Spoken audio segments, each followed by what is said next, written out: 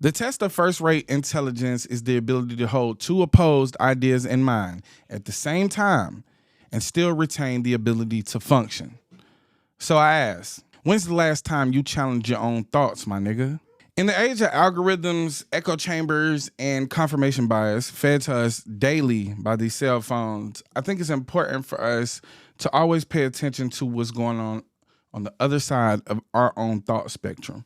So, not necessarily holding the ideals of people who don't wish to see you on this earth, don't wish to share spaces with you, but people who just fundamentally disagree on a stance based on upbringing, perspective, or ideals formed by spiritual beliefs, whether that be religion, esoteric beliefs, or occult practices.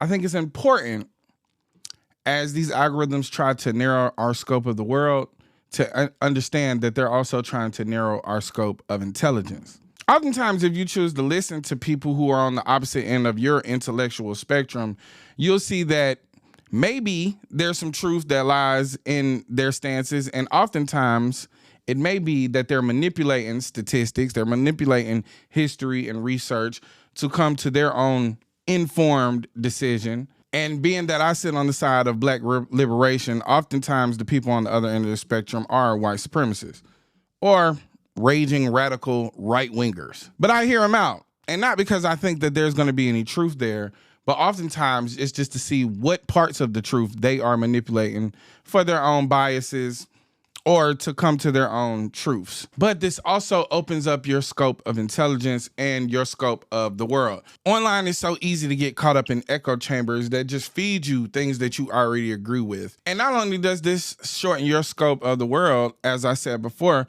but it also shortens your scope of intelligence because you're not being challenged at all.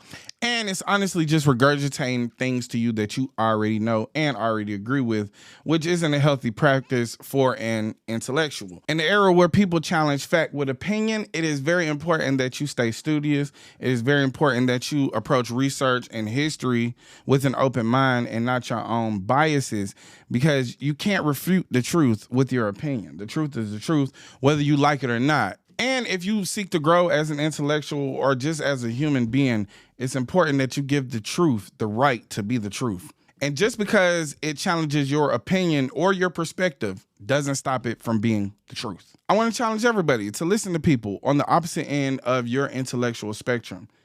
Broaden your scope of intelligence, broaden your perspective. Hell, some of these things might even change your perspective. And ask yourself, when is the last time you challenged your own thoughts, my nigga? But that's just some food for thought, because every nigga deserves grits and eggs.